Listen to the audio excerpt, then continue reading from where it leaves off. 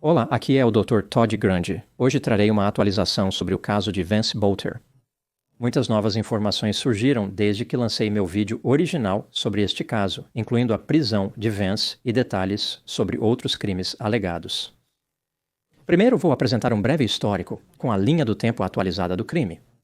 A seguir, apresentarei minha análise atualizada. Vance Luther Bolter nasceu em 1967 e viveu em Green Isle, Minnesota. Isso fica a cerca de 1 hora de carro de Minneapolis.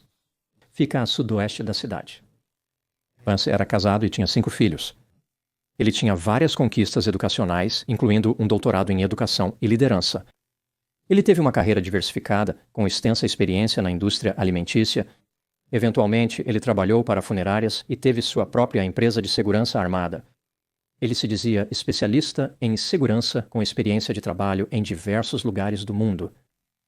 Vance se voluntariou no Conselho de Desenvolvimento do local de trabalho do governador, onde conheceu vários políticos.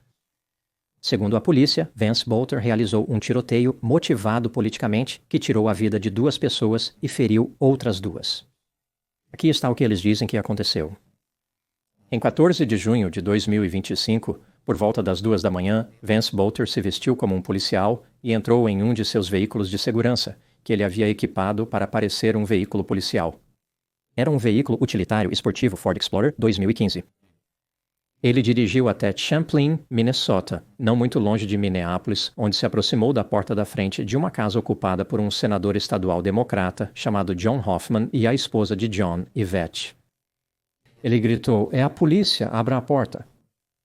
Logo após John e sua esposa abrirem a porta, notaram que Vance usava uma máscara.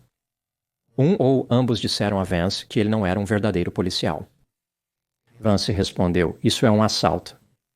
Ele então forçou a entrada na casa e atirou em John e sua esposa com uma pistola Beretta 90 e 2 de 9 milímetros. A filha dos Hoffman ligou para o 911 às 2:06 da manhã. John e Yvette foram levados a um hospital e sobreviveram. Após o tiroteio, Vance viajou para a casa de um representante estadual em Maple Grove. Ele tocou a campainha às 2:24 da manhã. Ele disse: "É a polícia, abra a porta, é a polícia. Temos um mandado." Ninguém estava em casa. Vance saiu sem incidentes e viajou para a residência de New Hope de um senador estadual. Ele estacionou seu veículo utilitário esportivo na rua da casa, provavelmente com a intenção de matar o senador estadual em alguns momentos. Às 2:36 da manhã, um policial realizando uma verificação de segurança viu o veículo utilitário esportivo e presumiu que era um veículo policial de verdade. Ela tentou conversar com Vance enquanto ele estava no banco do motorista, mas ele olhou para frente e não respondeu. Neste ponto, o oficial dirigiu até a residência do senador estadual e esperou por mais policiais. Vance já tinha partido quando chegaram. Ele tinha ido para a casa de uma representante estadual democrata chamada Melissa Hortman e seu marido Mark, chegando às 3:30 da manhã. 5 minutos depois, Vance foi avistado por policiais durante uma verificação de segurança. Ele estava parado na porta da frente da casa de Melissa, de frente para a casa. Os policiais então viram Vance disparar vários tiros na casa.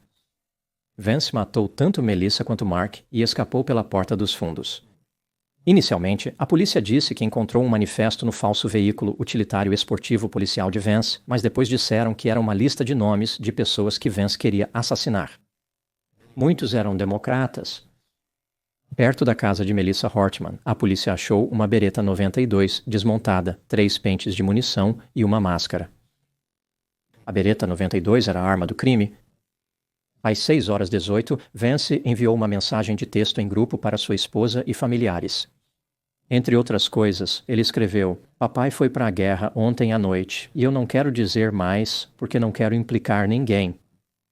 Em uma mensagem de texto para sua esposa, Vance escreveu: "Palavras não vão explicar o quanto eu sinto muito pela situação e vai ter algumas pessoas armadas e gatilho fácil rondando a casa e eu não quero vocês por perto." Depois que Vance deixou a casa de Melissa Hortman, ele foi para uma casa na Avenida Fremont Norte, onde ele ocasionalmente ficava. Vance foi a um ponto de ônibus próximo e ofereceu comprar uma bicicleta elétrica de um desconhecido.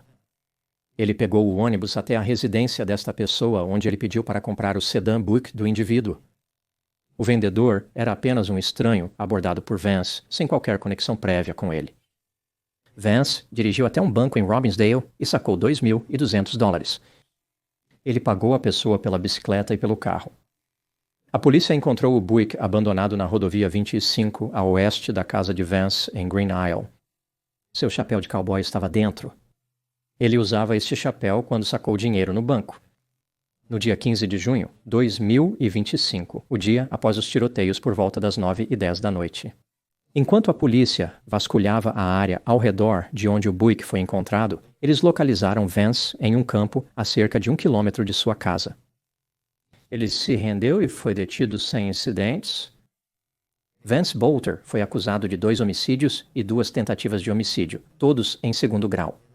No entanto, o Estado afirmou que buscava uma acusação por homicídio em primeiro grau. Vance também foi acusado de crimes federais, incluindo perseguição e 2 homicídios. Agora, minha análise. Aqui estão meus pensamentos sobre algumas áreas que se destacaram para mim neste caso. Primeiro item. Vance mantém a presunção de inocência, mas sua situação não está nada boa. O caso contra ele é nada menos que avassalador. Apenas alguns exemplos das evidências incriminatórias. O veículo encontrado na casa de Melissa Hortman estava registrado em nome de Vance, assim como a arma do crime. Vance tinha numa lista de alvos que incluía John Hoffman e Melissa Hortman. No sedã Buick, Vance deixou uma carta escrita à mão para o FBI. Dizia que o Dr. Vance Luther Bolter admitiu ser o atirador em fuga em Minnesota, envolvido nos 2 tiroteios na manhã de sábado, 15 de junho. Item 2. Vance passava algumas noites semanais em uma residência na Avenida Fremont Norte, Minneapolis. Esta é a casa para onde ele foi após matar Melissa Hortman e seu marido. David Carlson, um dos colegas de quarto de Vance, falou com a mídia sobre ele. Eis o que Carlson disse. Vance ficava na casa de David algumas noites por semana para que pudesse estar mais perto de 2 funerárias onde trabalhava. Meses antes dos assassinatos, Vance deixou as funerárias para viajar à África. Ele queria começar um negócio de segurança lá. Quando ele retornou da África, ele aceitou um trabalho para extrair óleos de cadáveres. Quem nunca passou por isso em algum momento? É basicamente a história de trabalho americana típica, como trabalhar no McDonald's ou em uma loja de departamentos. A extração de óleos é uma maneira comum de uma pessoa ganhar alguns trocados extras. David notou Vance com dificuldades. Ele parecia menos alegre que o normal, mas sem sinais de que seria violento. Vance começou um negócio de segurança chamado Serviços de Segurança da Guarda Pretoriana, mas ele não tinha clientes nem funcionários. Às vezes, Vance fazia comentários negativos sobre os democratas, mas David não se lembra de Vance já ter falado sobre John Hoffman ou Melissa Hortman. Eram comuns suas reclamações sobre políticos. Vance não expressou nenhuma visão extrema. Vance era um apoiador de Donald Trump e tinha interesse no teórico da conspiração Alex Jones. Item 3, minha teoria sobre o ocorrido neste caso, apenas uma opinião. Vance Bolter aparentava ter traços de narcisismo grandioso e vulnerável. Ele estava insatisfeito com sua vida, não queria ser considerado comum e, em sua mente, destinado à grandeza. Tudo o que Vance fazia era focado em se tornar importante, ou ao menos fazer os outros acreditarem nisso. Para estabelecer sua reivindicação de superioridade, Vance investiu em suas crenças religiosas. Essa era a sua via para se tornar grande. Ele afirmou ser ordenado e queria espalhar sua mensagem religiosa para pessoas em todos os lugares.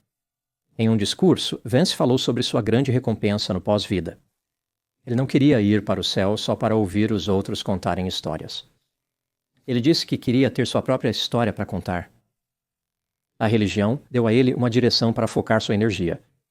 Em sua mente, seu status especial vinha de uma divindade. Ele foi incumbido de travar uma grande guerra contra pessoas com visões opostas sobre temas como o aborto. O narcisismo grandioso possuído por Vance não estava escondido por qualquer medida. Por exemplo, Vance afirmou que trabalhou para a maior empresa de alimentos sediada na Suíça, a maior empresa de refino de petróleo nos Estados Unidos da América e a maior varejista de conveniência no Japão. Tudo com Vance era enorme. Era enorme. Ele não trabalhava apenas para empregadores insignificantes. Apenas as maiores empresas satisfaziam Vance Bolter. Suas conquistas educacionais podem ter se baseado na mesma ideia. Vance é doutor em liderança. Este grau é diferente de um PhD, mas isso não o torna um doutorado inferior. Todo doutorado tem um propósito. O EdD prepara bem quem tem interesse em trabalhar em ambientes de ensino. O que se destaca para mim aqui, com a situação do EdD, é que Vance nunca pareceu expressar interesse em trabalhar em ambientes de ensino. Ele trabalhou como gerente de uma loja de conveniência 7-Eleven na indústria alimentícia por alguns anos. Mais tarde, ele trabalhou em funerárias. Isso também não tem nada a ver com liderança educacional. Claramente, com qualquer diploma, o detentor mantém a capacidade de usá-lo para algo além do propósito típico ou pretendido. Obter um EdD não limita a carreira apenas à administração escolar ou universitária. Mas, geralmente, o catalisador para obter o diploma em primeiro lugar vem desse desejo. Quando as pessoas obtêm um doutorado, geralmente é porque têm algum interesse no tema desse grau. É raro ver alguém com um doutorado que diria algo como: sim, eu consegui este grau avançado, levou-me muitos anos, mas eu realmente não tinha interesse no campo de estudo.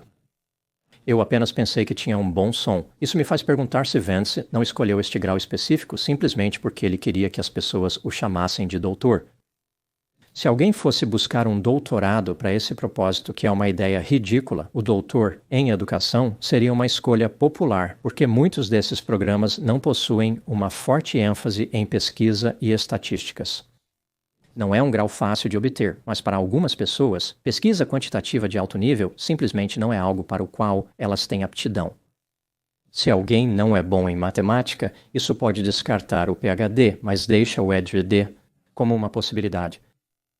Podem optar pelo EdD em vez do PhD para evitar esse componente. Talvez Vance tenha feito isso. Provavelmente não importava que doutorado ele obteve, desde que pudesse usar o título de doutor. Acho que se pode argumentar bem que o interesse de Vance na empresa de segurança também se baseava na ideia de obter algum tipo de status poderoso ou prestigioso percebido. A maneira como Vance configurou seu veículo utilitário esportivo Ford Explorer, mesmo antes de cometer os assassinatos, facilitou a confusão com um veículo policial. Há muito poder associado a ser um oficial de aplicação da lei. Os policiais carregam armas, tasers, algemas e distintivos. Eles dirigem veículos com luzes piscantes. As pessoas desviam ou reduzem a velocidade ao ver um policial dirigindo próximo a elas na estrada. Eles têm a autoridade para prender pessoas e até mesmo, sob certas circunstâncias, usar força letal. Talvez Vance tenha iniciado a empresa de segurança para se passar por um policial, não necessariamente para fins de homicídio, mas para reforçar sua posição na sociedade. Ele estava desesperado por respeito. Isso é apoiado por Vance, dizendo que se as pessoas estivessem interessadas em segurança desarmada, deveriam ir para outro lugar, como se ele fosse superior porque só oferecia serviços de segurança armada. Essa era a real segurança. As armas de fogo tornavam um guarda de segurança autêntico e poderoso. Acho curioso que Vance fosse tão seletivo sobre quem ele aceitava como cliente, considerando que ele não tinha nenhum cliente. Outra área da grandiosidade de Vance era toda essa bobagem de especialista em segurança internacional. Não há evidências de que Vance soubesse algo sobre segurança de qualquer tipo, além de se passar por um policial. Ele simplesmente queria se retratar como um mestre dos serviços de segurança de alto nível. A vida que ele estava perseguindo era uma de mistério e intriga. Sua missão era ser como James Bond, mas parecia mais com Austin Powers. Agora, passando para minhas considerações finais. A natureza politicamente motivada dos supostos crimes de Vance causou um alvoroço. Algumas pessoas afirmaram que os ataques apoiam a teoria de que o presidente Donald Trump é ruim, como se ele tivesse inspirado esse tipo de violência. Outras pessoas acreditam que a situação sugere a conclusão oposta, como uma operação de bandeira falsa. E Vance estava de fato trabalhando para os democratas. Na verdade, Vance trabalhava para si mesmo. Ele foi inspirado pela religião e grandiosidade ao invés de Donald Trump. O presidente pode ser bom ou ruim, mas qualquer status que ele tenha não tem nada a ver com o suposto comportamento de Vance. A violência política jamais é persuasiva. Ela nunca realmente muda a opinião de ninguém sobre nada, nem sobre as questões, nem sobre a filiação política. Ninguém vai ler sobre o ataque e dizer: ah, bem, eu sou um democrata, mas depois de ver isso acho que vou me tornar um republicano. As pessoas não abandonarão facilmente suas opiniões de longa data sobre tributação, política externa, questões sociais ou outros temas. Este tipo de violência só leva ao sofrimento, medo e desconfiança. Nunca pode ser tolerado. Se Vance é culpado, como ele afirma ser por escrito, então a única coisa que ele conseguiu foi ensinar as pessoas sobre os perigos do narcisismo. Essas são minhas opiniões sobre o caso Vance Boelter. Obrigado por assistir, falo com você em breve.